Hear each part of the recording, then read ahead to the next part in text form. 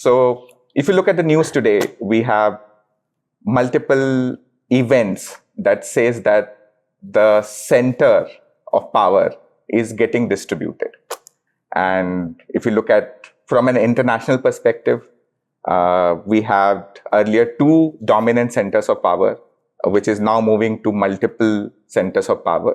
You have EU, you have India in emerging economies, you have Russia, US, and this is something that is a challenge for many organizations to operate. But as I was looking at this topic, I realized that this multipolarity is not only internationally, but also within our organizations, and how power is getting distributed within our organizations, and how do we operate, right? So this is also good for the kind of audience that we have, which is well connected to business realities. So the first question that I would like to start with is, has multipolarity already affected or has already been affecting your business decisions in the last 2-3 years? And what kind of shifts are you observing? So we'll keep it open. Anyone can start, and we'll go one after another. So, Professor, as you said, the multipolar has created a paradigm shift. I think in the workplace, rather than going to geopolitics, let's see what's happening at our home itself. In offices, you had power centers. So you would have a CEO have a huge cabin, his secretary probably a larger cabin. Okay, so we had compartments within an organization. For the last 10-15 years, the space management itself has taken a complete shift altogether. So today, big offices, large global chains have removed the concept of cabins. So you sit on a floor where everybody, there's no walls, no Chinese walls, no real walls as such. So I think what has created is we have moved from that power centers to a more engaging place where it's plug and play. Some offices don't even have a dedicated place for executives. So you could come, you could book online your seat. And COVID also gave us the opportunity to look at hybrid working conditions. So we have been seeing this power centers moving to more engaging, more empowering. Today, employees or companies do empower people. So even a junior executive fresh out of college has a say, which probably 15 years back was not, was subdued under seniors, etc. But today, and with the social media, with the power of internet, today everybody's voice is felt. Everybody can make a, I won't say decision, but probably an engaging note to the larger cross-section of the society. So I think to your context of the multipolar, the change has started from home, geopolitics later, but this we've seen in India, this we've seen across the world itself. Thank you, Tan. Maybe let me take a geopolitical view of the question you asked. So I represent SAP, which is a technology company, and historically, the synergies of scale, which we talk often in campuses about, right, reflects in having large data centers, centralized, and then you have the software application availability across the world for customers to use and then enjoy that synergy of scale with the advent of cloud. But now with the geopolitical bipolar or multipolar sort of advent, there is a lot of requirement for local data residency, which means that a lot of countries are passing regulations to store data locally. Customers want to store data locally at their own site because they're concerned on the protection and how will we use this data, because data is now the new oil, as we talk about commonly. And as a result, what the company needs to do is how do we solve for not a centralized but a more decentralized and a localized model? How do we create data centers which are having data residency within the country? How do we shift the cost structure of the product or solution we are selling, which was based on some supply chain economics, some centralization, some low-cost procurement, to now much more localized in each and every country? And from a leadership point of view, I think it requires a lot of transparency and agility in the organization to understand the shifts which are happening, to understand the regulations which are coming, and how quickly you can respond. The faster you respond, the bigger competitive edge you have. Okay, great. Thank you, Apna. I would like to share a different perspective in terms of the multipolar world. I will take the dimension of the technology. Post-COVID, we were getting into the online mode. We, in the sense, all the employees as well as employers thought that online was a challenging, but online has become a norm now. So then, if you see last 2 years, the scale and the rapid pace of the AI change has disrupted everywhere. It could be a small company or it could be a large enterprise.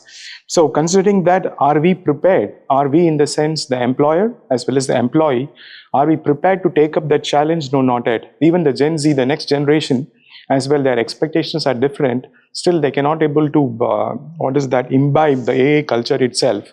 So there are various, the schools of thoughts do exist, but the scale of change happened in 2023, 2024, and 2025. If you see last 3 years, the pace and the propensity of the change of AI had disrupted everything. Okay, recently I think majority of what I'm seeing in UK, the Deloitte has been fined for the using of the AI in the documentation stuff. So these kind of things, some of the organizations are prepared, some are not yet to be prepared, some are leaders, some are laggards. So the main crux of this key point is that technology is a major disruption. That's what it is. Of course, there are various attributes itself, the geopolitics. So how do we have the geofencing also for the global data centers we have, or global capability centers per se. So in the holistic context, we employee as well as employer has to be prepared, and it's the leader's responsibility to take the lead. So that's the whole crux of this. Thank you, Syed. So we seem to be moving in two directions. I see one, what Atanu started with is the empowerment that has been going on in organizations. So within organization, the redistribution of power. And second, the multipolarity and the kind of challenges it brings between local and global. And because there is multipolarity, it's very difficult for an organization to say no, and yet it increases the cost, right? And it is becoming more and more challenging because of AI coming in, because you have to send data to a particular server to analyze it. And therefore, how do we do it? It's becoming challenging. So based on what I observed till now, let's hear from others. So one other aspect, couple of other aspects, just trying to sort of, since it's an open topic and it's a wide topic, it can be interpreted. That's the beauty of it, I guess.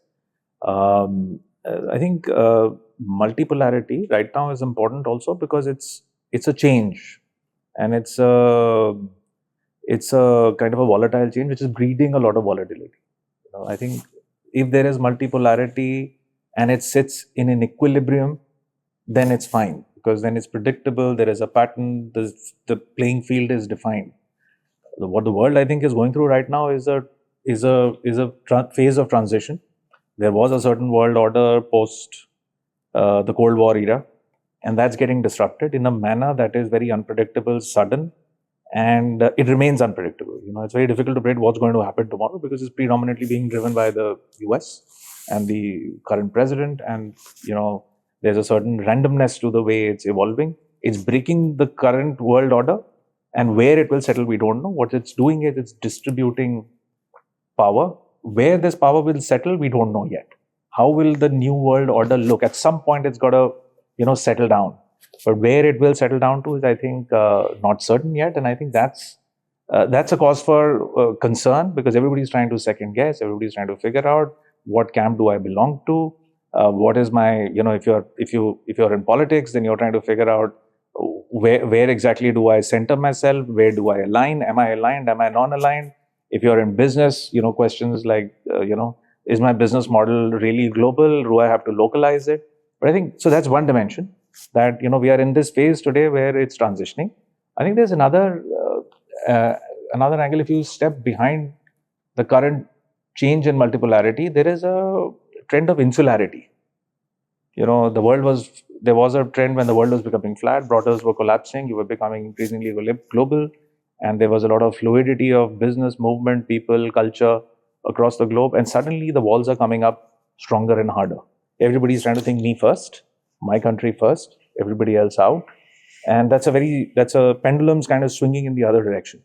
And that's changing, I think, not just politics, not just business, but I think also there's a huge social and human change that's emerging, which I think is going to have tremendous ramifications. You're seeing a lot of racial polarization in societies. You're seeing a lot of implications of racial polarization in terms of crime, mindsets, which are reflecting itself in many different ways. So I think there's a lot going on in the world today. Not all is pleasant. Excellent point. Yes, please go ahead. Let me comment it from a slightly different perspective, and this is a little bit more cultural and multipolar and multinational. One of the things when you think about multipolar, a lot of it is geospatial, a lot of it is that. One of the things, as particularly in India, when you go up, right, you go from north to south, from east to west, it's multipolar, right? And, I've had the good fortune of actually working across the world, in Asia, in Europe, in US, led teams across and seen, how people respond and behave. And, we often talk about how Indian executives are doing so well globally and why they're leading, multinational, the latest being Procter & Gamble, one of my ex-companies. An Indian CEO was never imaginable, right? But the glass ceiling is broken. And one of the reasons that happens is that we are so used to living with chaos, right? The point you talked about, right? We grow up, all our lives, our cities, our, those who've lived in Bombay and Bangalore, the traffic, the kind of things we have to cut through it, education, all of that, right? So we're inherently used to being multipolar, right? Whether it be our growing up years, whether it be social, right? Whether it be, you have friends from all strata of society, all religions, all sorts of backgrounds, etc. So we're very adaptable. And I think this whole thing about the world's going to change very quickly. It's going to be unpredictable. Technology is going to come into play very rapidly. And the only thing that is going to make you lead is going to be your ability to be comfortable with change, right? And that's where inherently we are good at. Right? So I think when we think about the multipolar world, it's the response to that multipolar world that is innate in you is really where I think leadership is going to come in. And that's a very difficult thing to teach, right? I don't think any of your courses teach that, right? We'll come to that question as well. Nice. I'm glad. But I think you raised a good point, and maybe just one comment on that. I think maybe as a leader, you don't need to be multipolar or highly polarized to be successful, because when you're operating in a multipolar world, the implication is that how as a leader you can be adaptable and you can take completely different assertive perspectives together to arrive at a decision making.